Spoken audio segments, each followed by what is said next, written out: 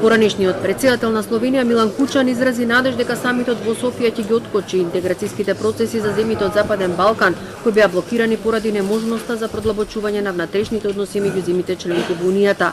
Побара од Европската Унија отворено да им каже на земјите кандидати колку е способна за прием на нови членки. Проширувањето на ЕУ кон земјите од Југоисточна Европа е неминовно, рече Кучан на меѓународната конференција за европски интеграции Европа и Балканот. Секое натамошно одложување на овие процеси ќе предизвика недоверба, пад на мотивацијата, скептицизам во правилноста на одлуката за зачленување. Очекивано доношење одлуке на Европском савету у јуну, почеток преговора со Македонијом и преговори со Црном Гором уливају одреđен оптимизам. Исполнјавање услова за прием у членство у тим определенима дефиниран е као задатак држава кандидатки. На декларативном нивоу све е јасно. Све зависи од спремности и способности земјалја кандидатки да испуне услове за учленување.